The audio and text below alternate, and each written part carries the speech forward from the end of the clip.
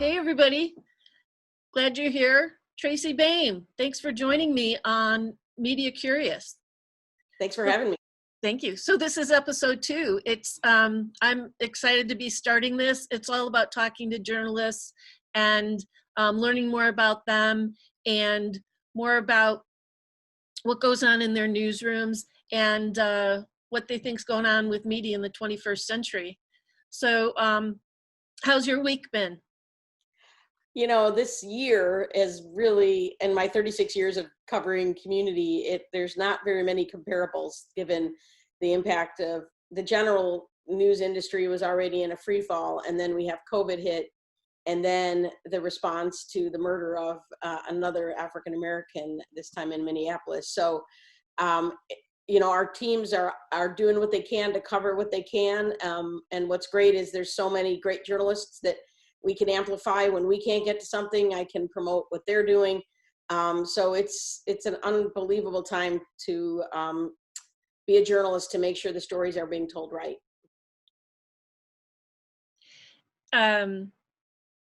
You also were working on a fundraiser for all Chicago media, Save Chicago Media.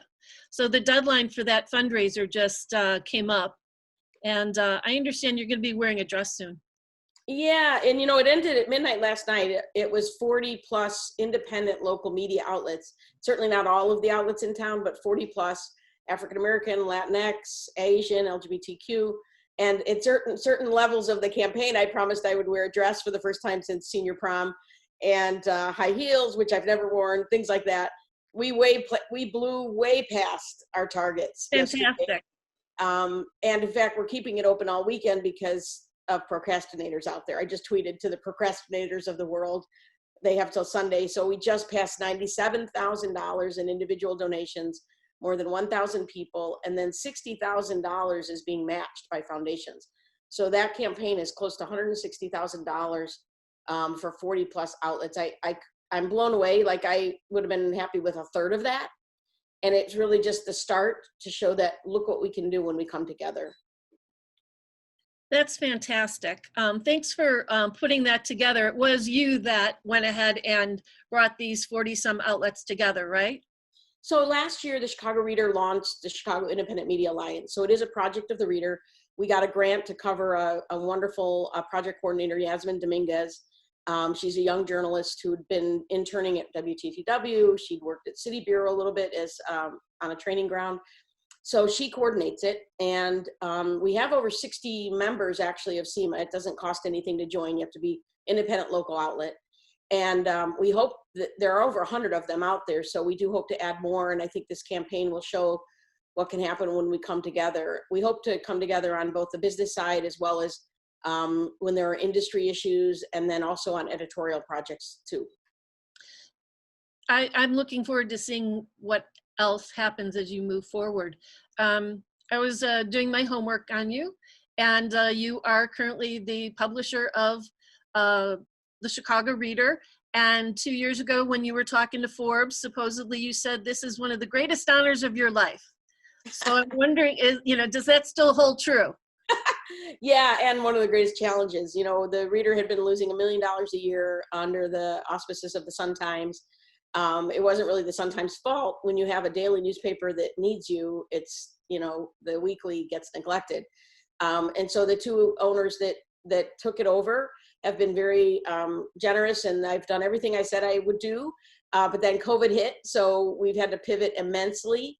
And our goal was not to lay off any journalists or furlough them or cut their pay. And so far, we have not had to do that.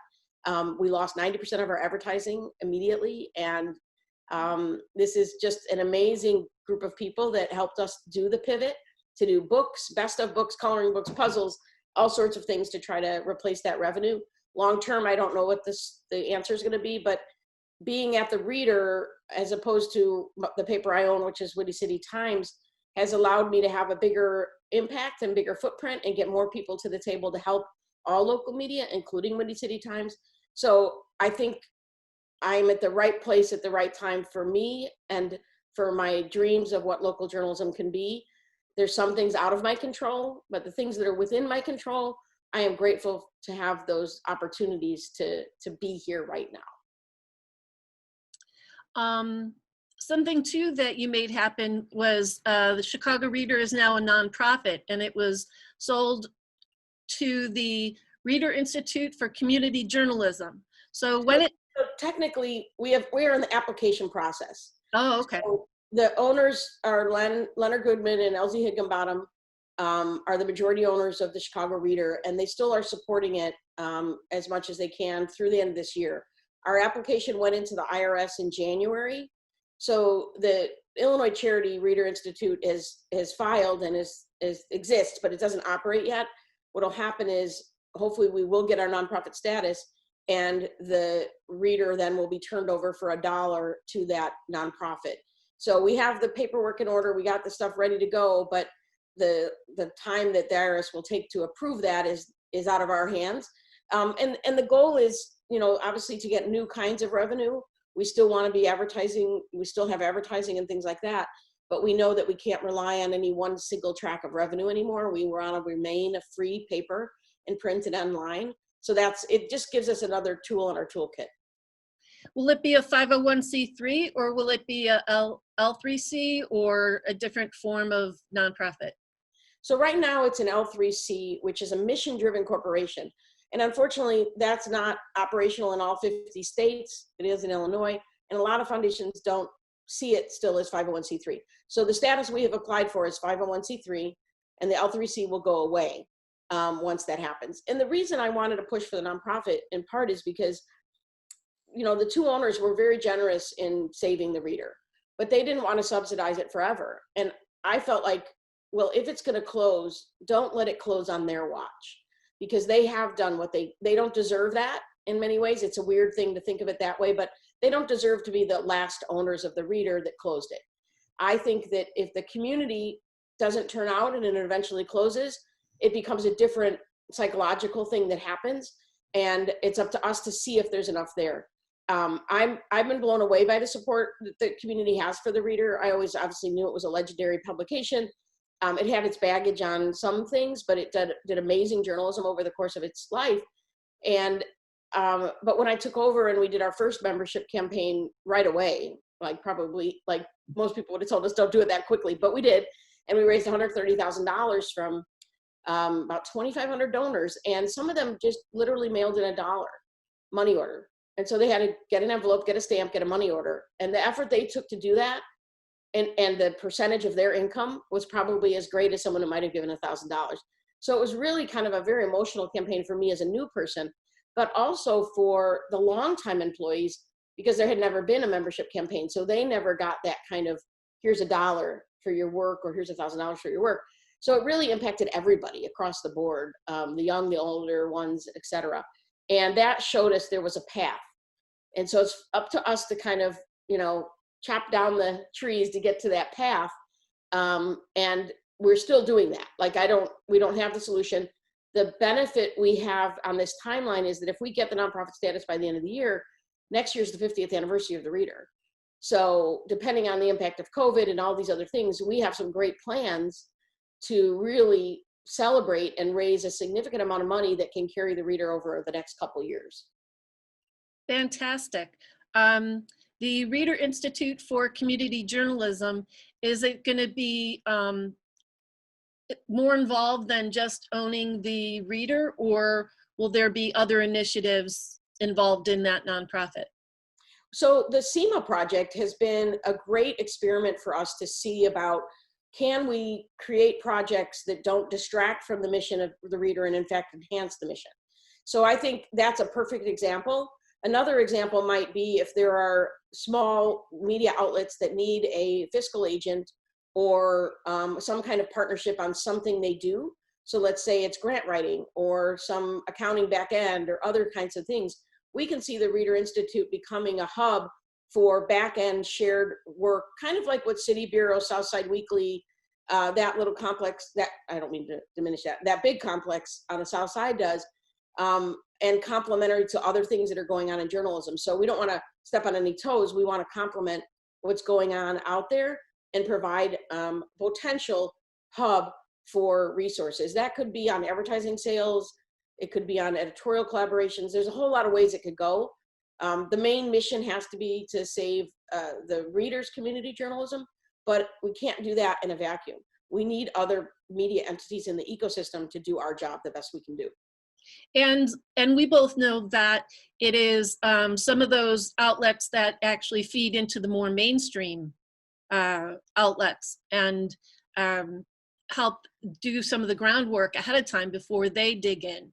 So it's not just, it is an ecosystem, as you said, and the what is considered smaller outlets do some of the breaking work. Right, and what's interesting is that street is no longer one way. It used to be that the smaller outlets, academic institutions, et cetera, were the training ground to go, and your holy grail was the New York Times. But I just saw the other day people talking about how the New York Times can't be considered that anymore, that community media is a legitimate alternative, and many ways is you are more free to break the kind of stories that then the mainstream media can't ignore anymore. And Right. race issues in America have been abysmally covered by mainstream media, and community media, especially those operated by and for people of color, they're the only ones doing that story, whether it's a good story or a bad story. The problem with mainstream media is not just parachuting in on the bad, they never parachuted on the good. So it's a two-way street of training as well as sources and the actual stories and the breaking stories. Flint, Michigan being a good example. The national media really wouldn't have known about that if it wasn't first covered on the ground. Thank you. Have you ever been potentially lured away? Have you been courted by anybody outside of Chicago? It's interesting. Never. I've never sought it out, and I almost, and this is, I'm forever grateful. My academic friends tell me I dodged a bullet. I did apply for a teaching job about 2 years ago, 3 years ago now, because it was before the reader stuff. I applied at Northwestern University at a specific position in LGBT media. And I got, I'm sorry, I have to say, I mean, I never had actually sought out a position before. So I had to build my resume. I'd been at the same place that I co-founded forever ago, build a resume, get reference letters, and that was kind of fun. But I went through the whole process. I was in the top 5 in the country, which was, amazing. I did not get the job. And during the process, my friends who were academics were trying to just be nice. But once I didn't get the job, they said, oh my God, it would have crushed you. You would have loved the students, but you would have never put up with the bullshit in the administration. And what was interesting, the day I found out I didn't get the job, not only did my cat die, but also I literally found out as I'm at the vet putting my cat down, they called me. But the same day, a bunch of the journalism professors had issued an apology to the female students for not stopping the harassment that had been going on there. And they only really issued that public statement because a story came out, right? A story came out, I think in the Tribune, talking about the harassment that happened years before. And so I thought, oh my God, I might have lasted a minute before I would have said, I cannot do this. I cannot cover up an administration. I'm here for the students. So all power to the people who can be academics, and who knows, someday I might do it, but I am grateful because what it did for me is give me a confidence to say, you know what, I didn't get it. And then literally, like, this all happened within a few weeks. Then the Chicago Reader had that really racist cover of J.B. Pritzker sitting on a lawn jockey representing African-American aldermen. And they had to fire their publisher. I called Edwin Eisendrath, the publisher of the Sun-Times, like that week. And I said, Edwin, I'll come in and run the Reader for 3 months, see if there's anything to save. And that's all I said. I didn't say I wanted the Reader. And then all of a sudden I went and met with him and he said, Tracy, you can have it for $1. And I said, no, because if it's losing money, it will fold under me in a week. Like, I won't be able to even meet one payroll. So I did actually put together a business plan and the business plan said, my team will come in and run the Reader for 3 months, look under the hood. And if it's viable, we will take it over. But they didn't like that plan. They wanted an emergency takeover. And thank God I said no. I said no. It was best no in my life. Because then a few months later, they announced the new takeover. And then that was literally 24 hours from being full. The Reader, that deal, nobody knew this, but it was about to be canceled because those owners spent 3 months looking under the hood. And they're like, wait a minute, we cannot do this. We don't have the capacity to save this. So the union for the writers called me. This is a lot of insider. Is this okay? No, I appreciate all the detail, because I was wondering myself, how did somebody have the bright idea to get you to be the publisher for? Oh, there was this whole through line. So I didn't get the job. The racist cover happens. I tell Edwin I'm interested, and then it goes away. So this is, and then in the summer, midsummer, they announced these new owners were going to take it over, but they didn't take it over immediately. It took several weeks of investigation. So I get a call from the writers union, somebody from the writers union, and they said, Tracy, would you like to take over the Reader? And I said, I can't talk to you because I'm under a non-disclosure agreement with Edwin. Talk to Edwin and see if I can talk to you. I said, I was interested, but I have no money. And they said, well, there might be money. They just don't have someone to do the day-to-day. Okay, so my dad's having open heart surgery. They called me. I get on the phone and Edwin says, let me have you meet with the reps for Elsie Higginbottom and Lynn Goodman. And luckily, so these all things happen for a reason. Luckily, I had already had a business plan in the spring. So this was like late August of 2 years ago. And so I brought my business plan with me, and this was like 24 hours. And I met with Eileen Rhodes and Jessica Stites, and they were repping those two owners. So I didn't even meet the owners. And I said to them, look, I think there's a path, and this is my plan, but we need $2.5 million. And it'll get us through 2.5 years, and it will get us to the place where we can get out of the current situation and get to the clear. And the lawyer had advised the L3C model. I didn't know anything about it. We were thinking about making it nonprofit right away, but that lawyer convinced all of us that that was a better way, and it wasn't the right way for the Reader. But, you know, it was temporary fix. So anyway, I never even met the owners. And I think like it was like on the spot accepted. Wow, that's fantastic. Yeah, I mean, then there was a lot of rigmarole to do, but basically the Reader was within 24 hours of closing. The staff didn't even know it. There was always these threats that it was going to be closing from the Sun-Times, but they didn't know how real that was. It really was just about to shut down. And so then I went, and they were still working out of the Sun-Times, of course. So for several weeks, the final details were being negotiated, and the takeover happened October 1st. So they had contacted me end of August. So it took about 4 weeks to finish all the paperwork and all the details. And then Elsie built out an office in Bronzeville. So that took another month. So they still had to work at the Sun-Times while they were not owned by them anymore. So there were definitely some very awkward times in there. And then I had to build trust with this team. And I know that wasn't easy for them, you know, thinking I was coming from this little ragtag Windy City Times. I'm sure there was not a lot of trust and faith in what I was doing. But I think this crisis right now, this COVID crisis, from day one, I said, my job right now is to protect your jobs, no matter what. And so we went to biweekly.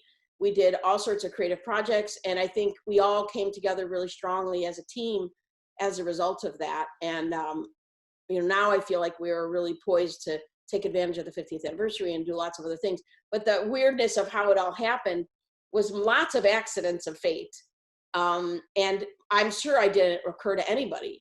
I had made I made the boldness, which women usually don't do, to call Edwin Eisendrath, who I knew from when he was alderman in the 80s. So I knew him. And weirdly, he had called me when he was looking to put together the deal to buy the Sun-Times, seeing if I knew some wealthy people. So we had recent contact. So it was all just totally accidents and stumbling that got us to the point we're at today. Wow. Thanks for sharing that part. How's the staff feeling about you these days? Are there any glimpses of affection, or are they still a little bit suspicious of you? I say this very lovingly. We are all an island of misfit toys, which I think most of community media is. And we don't have I am not directly over all the editorial people, very intentionally. Karen Hawkins and Sujay Kumar are co-editors in chief, and everybody reports to them. So as much as I know of, I mean, I have no idea if there's any love lost or anything between us, but I do know that our relationship with the union reps is strong. And we've kept our word on everything. Like I have said and done everything transparently, and we've had staff retreats where I show them the budgets. As transparent as possible in a private corporation we have been.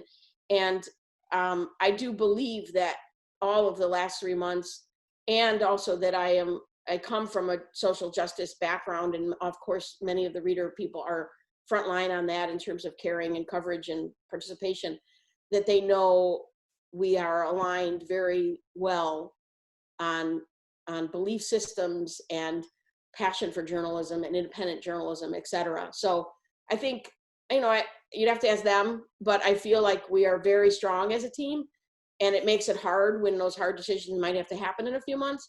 And that's why I'm trying to be very honest with them, that if we work together on this and we support each other, we will make it through.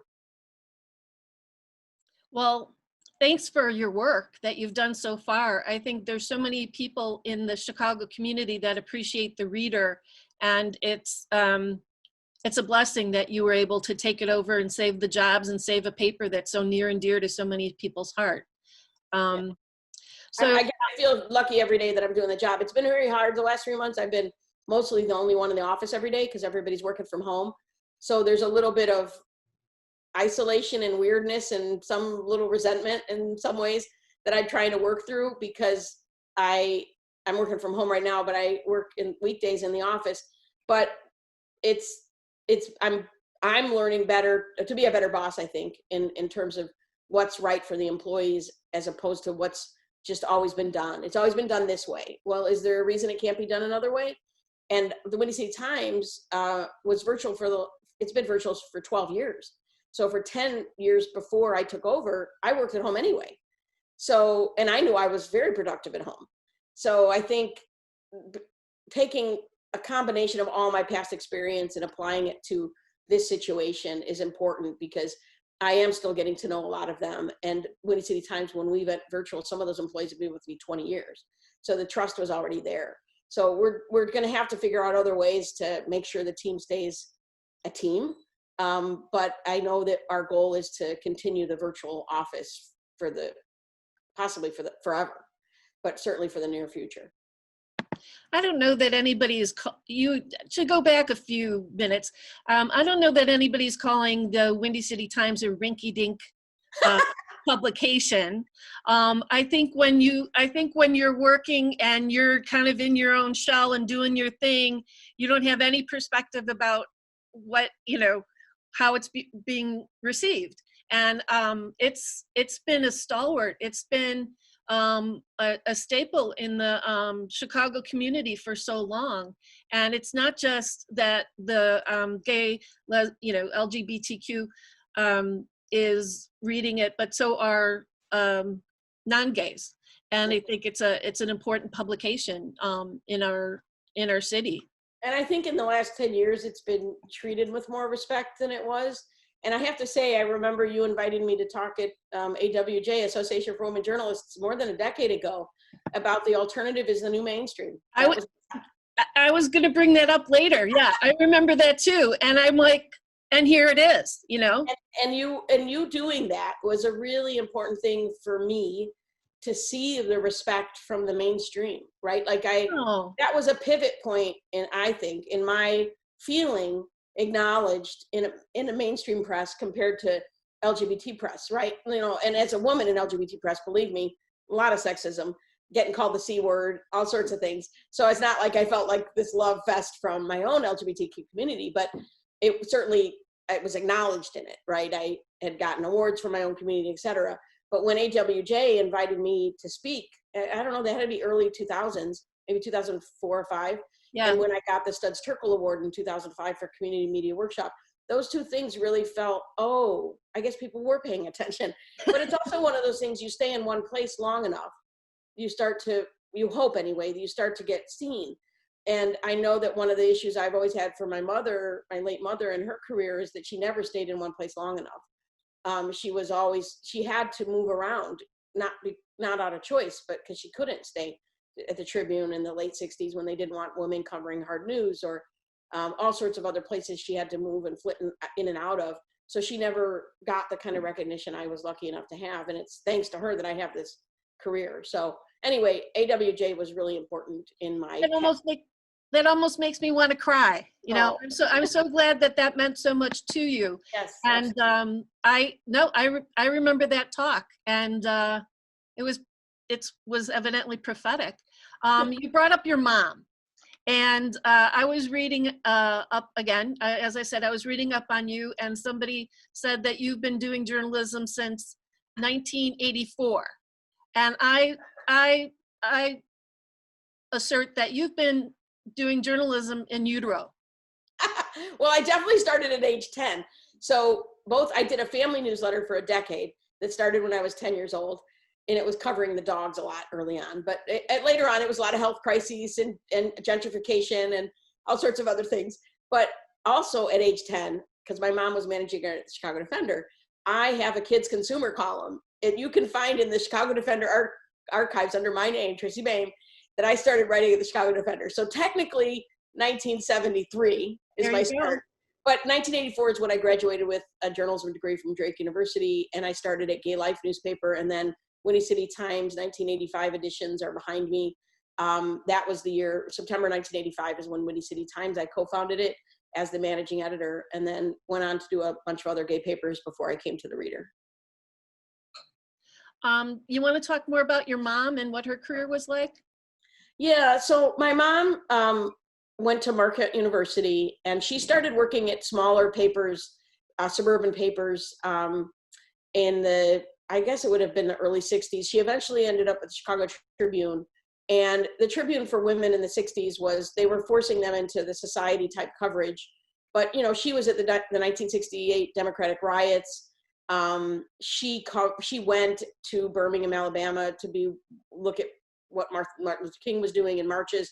She covered the Marquette protests in Chicago. She was in the thick of 60s civil rights work, and she didn't fit in at the Tribune. They didn't want women doing that, and also even when men were doing it, they were doing it badly because of the choice of the Tribune in terms of how to frame stories. So because of her connections in that world, she actually was very involved in housing discrimination on various governors' commissions, and she worked for Dempsey Travis at the United Mortgage Brokers of America, which was an African-American mortgage brokers organization working against redlining. So I have a lot of her documents from that era where she wrote reports on redlining. She assisted Travis on his book, Autobiography of Black Chicago. She's thanked in the credits. And a lot of her work at the Chicago Defender was tying local issues to international issues. So she would cover things in Honduras or South Africa, making sure that people in Chicago knew about what other civil rights and unrest going around the world. She was managing editor at the Defender for about 10 years, and she still freelanced for them after she left in the mid 80s. She freelanced for me even at gay papers. She went to Cuba many times in her life, mostly illegally. But she went there one time on a church monitoring trip and snuck off and went and covered the AIDS quarantine areas in Cuba for Outlines newspaper, which I had around 1987. So she was always out there trying to figure out freelance for a long, long time after she left the Defender until she died. She was pitching freelance stories. Some of them were just travel, innocent travel stories, and others were trying to cover unrest. So the last thing she did in her life was she monitored the first free elections in South Africa. I think it was around 94. She went to Cuba again and again, and then she also went to Haiti, I think was her last trip. She went to Tiananmen Square before and after the revolution, the attempt at a revolution there. So she was all over the world. She was always running around doing things. And that last trip to Haiti proved kind of fateful because she was, they were protesting Shell Oil Company because of their horribleness. And they were the only gas station in town, and she had broke her toe. And they were out of gas. They didn't want to go to the Shell station, so they were going to wait overnight there. So she didn't get medical treatment. We're not quite sure if it led to her death a couple months later of much internal bleeding. She also was taking Tylenol, and at the time they didn't know how Tylenol was ruining stomach linings. She was self-medicating because she was on an HMO, and they weren't treating her pain seriously. She had gone to the hospital, and they sent her home and didn't do any tests. She had been complaining. She was jaundiced. And about 2 weeks later, she started throwing up blood. She went into a coma. and died 4 days later. She did come out of the coma once when we were all there. She didn't know how serious it was. And, you know, I blame HMOs. I blame her own hatred of the medical system because of HMOs, and also just the general treatment, the lack of serious treatment of women and their symptoms in healthcare. She was in her early 60s. She lied up and down about her age. We have 2 different birth certificates for her. So we said she was around 63 when she died. But she was a super role model for me in my life in journalism and just life as a woman navigating this world. And just so, for those who don't know, your mom is Joy Darrow. Joy Darrow, yes. Darrow. And just a side note, you're related to Clarence Darrow. She, through her it's grandniece through her evil stepmother, and she lost her own mother when she was an infant. Her mother died, and so she claimed the name Darrow because the Steinell name, her stepmother's name, or her, I don't even know. I'm a little bit ignorant about the timeline because she lied about her birth, and so I have some things that I have to clarify at some point for her grandchildren. But yes, she celebrated the life of Clarence Darrow starting in the late 1950s. There's been a traditional celebration in March 13th, the anniversary of his death. So that I took on that after she died. She also was very involved with Buckminster Fuller in a lot of his environmental work in the early 70s. She helped with Environmental Inc. was one of his organizations. And so she really gravitated to these big issues that weren't just local, but had profound international impact. Thanks, Tracy. What I wanted to also thank you for the Joy Darrow scholarships that the Association for Women Journalists Chicago were able to issue back in the day. And I know that there were a handful of women journalists who really appreciated the support. Yeah, absolutely. It was great. I'm sorry we couldn't continue it, but it was really great to meet some of those young journalists and tell them a little bit about her mom. Yeah. Hey, so you're at the Reader. You're the publisher of the Chicago Reader now, and so there's so much work you can do through that and the new nonprofit. But is there anything in particular, like you said, you missed out on doing the academic work, and do you think that sometime you might want to be a teacher, or is there something that's on your list that before you hang it up, that you'd like to possibly get done? I don't think I want to teach within a traditional framework, but I always am being interviewed by students. And I think part of what I'd like to do out of the Chicago Independent Media Alliance are two really, well, there's many things I want to do with it, but 2 things I would like to come out of it. One is kind of an alternative training center. So people that want to be involved in community media or start their own media, that we have the expertise in Chicago that can help advise them. We can also create some backbone for them for the first 2 or 3 years of helping them create their dream. And not in the traditional way of throwing money at the problem, right? Because we've seen so many failed experiments. You get 2 years of funding and then you're gone because you haven't really learned the chutzpah it takes to do this work. And it isn't for everybody, but you can learn a lot of it. So that's one thing. I think workshops and other ways that we can translate our knowledge from people like City Bureau and Block Club and the Tribe and Cicero Independiente. There's so many people now that have expertise in Chicago that I would like to sell that to universities as a curriculum. And it doesn't have to be more than a weekend. It could be 10 weeks. It could be whatever, right? Like, I think there's some expertise that should be paid for, because I think so many of the journalism schools, almost all of them, are committing malpractice and having people pay for 4-year degrees and coming out unable to enter a system that has any real jobs anymore. So we are more like, itinerant musicians in many ways. So how do you make that work? And so that's one thing. The other thing is I want to convince the foundation world and the corporate world to put more resources into this space. And so this campaign we just did, SaveChicagoMedia.org, was a great pilot. Like, we'll have raised $160,000 for local media with 3 weeks planning. So imagine if we came together as a huge citywide effort, the millions of dollars that we could bring into this ecosystem partnered with foundations and corporate foundations and government, as long as there's a shield between that money and the work. And so that's my big dream, is to convince more foundations, not just the traditional journalism funders, but there are so many funders of Chicago community work that are not funding the journalists that are covering those issues, whether that's environment or criminal justice or whatever. So I want to convince more foundations to see that journalism is incredibly important to amplify the issues that they care about. We've done a little of that already just in a few months with SEMA and with this new campaign.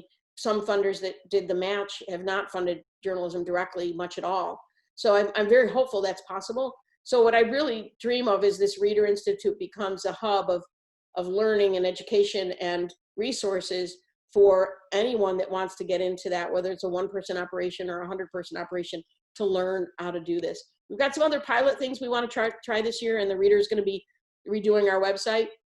And we're also going to do some journalism pilot projects that we can't really talk about until we pilot them. But we do have some other ideas to not just help the reader, but hopefully journalists in general, and SEMA members as well. Well, I'll go on record as saying that I'll come in and teach photography if you like. Yeah, So, absolutely. yeah, I'd love to. There's different kinds of photography, right? There's event photography, and protest photography is a skill set, right? How do you protect yourself? You know, we just posted a really great photo essay on one of the marches today on the Reader site. I just posted it on my Facebook page, and it's on the Reader page. But that's not the same as other kinds of photography. And there's art to each form of photography. Exactly. So doing just a 5-week course on the different kinds of photography out there and bringing in and paying experts to teach those. So they got a 4-year degree in photography, but now let's put it into practice, and get you out there and get you some jobs as a photography intern and blah, blah, blah. So a lot of things we want to do at SEMA is combine resources. So get grants for shared positions. And one of those we've talked about is images and photos. Like, we all can't have a full-time photographer. We all can't have a grant writer. We all can't have an accountant full-time. So how do we share some of the back end and some of the front end editorial gathering? And I'm really hopeful on that front. Cool. Are you imagining that some of the grants that you could be getting wouldn't be for journalism, so to speak, because so few will fund journalism, but it would be covering a specific issue? Right, I can definitely see grants that are based on tracks, which already do exist. Like, someone will fund an environmental reporter at a newspaper. So I could see that happening. I could see them funding an environmental reporter that is a shared reporter across all of SEMA members. So they can use that material and to also help direct for story ideas. That's a tricky thing, but I do think that it can happen. So beat reporter funding, as well as we all need general operating money. And then there are people, like you see at NPR, they get very specific funding for Curious City or other kinds of things they do. So I think there's definitely a lot more money that can come into community media. All of us just don't have the resources to do that fundraising. So we need to figure out a better way to do it. And I think this campaign has blown me away. I mean, we kept it open all weekend because people were still trickling in. I can give you a sense of, because we already passed 1,000 more than last night. So we're basically $3,000 from 100,000 in the individual donors, and then we have 60,000 from the foundation. So it's really blown me away. That's fantastic, Tracy. To take, I'm going to shift gears here a little bit to take another tact. If you were not able to be a publisher anymore, or not able to do journalism anymore, what do you think you'd like to attempt? Well, I've written about 12 books and produced a couple movies kind of on the side, and I've certainly done some activist work on the side. I think that I still will always write, and I at some point want to write, not this is an ego thing, I just want to get it down on paper, an autobiography, and I'm going to be 60 in 3 years. So I don't normally have any kind of long-term goals, but I do want to get a book out by the time I'm 60. My worry is that some of the people I want to write about are still alive. So I'm torn about real names on some of it. But I think that I would love to get into the funding side of journalism at some point. And because of my community media experience, that's rare in the foundation world. So many of the foundation people funding journalism come out of the Tribune style journalism, and they know nothing. They come from the editorial side mostly. They know nothing about how to operate the business side of media, and they definitely don't know anything about community media. Very, very, very few of the people, and very good people in journalism funding, have the experience that I do or other community media people do. And so I think I could bring value to those large foundations and really getting the nitty gritty and understanding what's helpful to an operation that's only $50,000 for the year. Like don't give them, all this here when that's actually going to crush them. You need to be realistic with each of them about what's going to actually help them. And sometimes that's just covering the print bill for a while they get their feet back on, whatever. So that would be a great dream, but I'm not holding my breath for that. I hope I can stay in community media. The pace at which I'm at the Reader the last 20 months is pretty damn high. I haven't had a day off since COVID started. I didn't take any vacation prior to that anyway, but I definitely have not had a day off. And I am aware that I'm 57 years old and I may have been able to work at this pace for 36 years. I'm also aware that I may not be able to forever. About 10 years ago this month, actually, I had a horrible health crisis that took me out of the game for a couple months, forced me out. I was in the hospital 5 weeks and then I had 18 months of surgeries. And it took about 2 to 3 months to get out of the fog of the medications. So my team ran everything, which was a wonderful exercise that it was forced on me, like that the Windy City Times crew could do the work without me. I want to make myself obsolete at the Reader within a year. I want to have a team of people that can do the work, and I want to have perhaps a co-publisher and a co-publisher of color, and to make sure that the Reader's future is solid and also continues and gets better at representing the community. We inherited a staff that had one person of color. We are now 30% people of color, about 30% queer. We have a lot more younger folks that have joined. So we are a far more diverse staff, but we need and always need to look to do better. And I'm hoping that I can create enough of an infrastructure that we can add to it versus taking away to get to those goals. I'm glad that you're healthy now. So yeah, I am too. Glad you're with us. Thanks. I was the first time I knew that I was in a room with you. You were shooting or photographing an event that Paul Simon was at and Pat Schroeder were at, and I don't even remember if I shook your hand or introduced myself, but I remember that there's Tracy Baim. And so that brings up your media, which is you're a photographer and a writer as well. When you're not being entrepreneurial, when you're not being a boss and a gatherer of people and a team builder, those are your mediums. So I was wondering if there's anything left undone in that, in you being a producer. Is there anybody that you want to photograph or interview that you still haven't yet? Well, for one thing, my photography was always very utilitarian. And if I was the only photographer there, that was the photos you were going to get. Like I never felt like I had to perfect that craft. Yeah. I was a journalist that could take photos. And in the last few years of my active journalism, I would have a video camcorder, one of those little flip minis, my still camera, and then I would be taking notes when I could.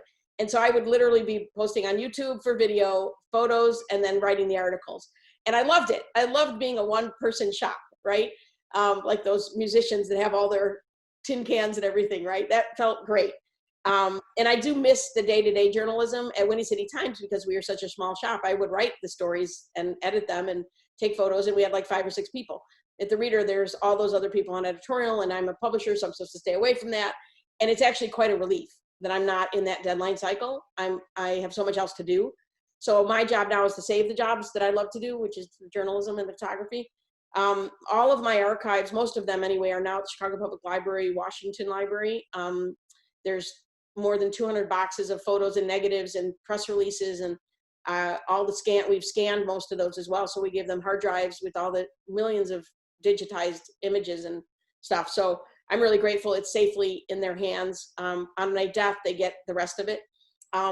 I think the books have been really fun to do, none of them being bestsellers, but the 12 of them are like my little babies, and they coalesce a set of information into one place, especially the Out and Proud in Chicago book and the book on Chuck Renslow and Barbara Giddings for Anita Gray. I love doing those books, and I could write one of those every 6 months if I had if just someone just gave me a bunch of money and I didn't have to do anything else, I could just write the stories of my community.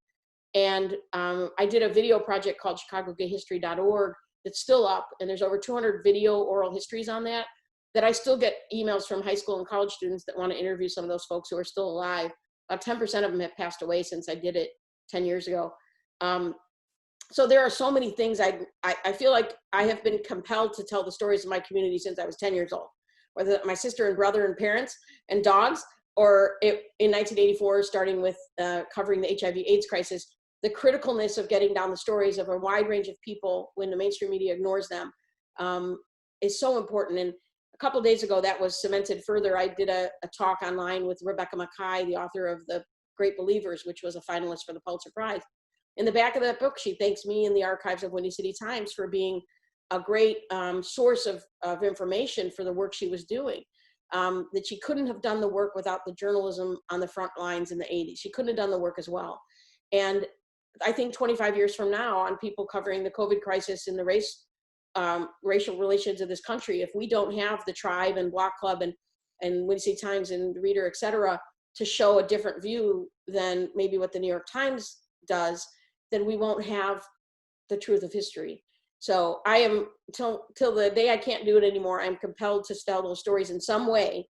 It does not have to be in a physical newspaper or other ways, but I don't think I'll ever stop being wanting to tell stories. Is there anything more we should talk about that I've missed asking you about?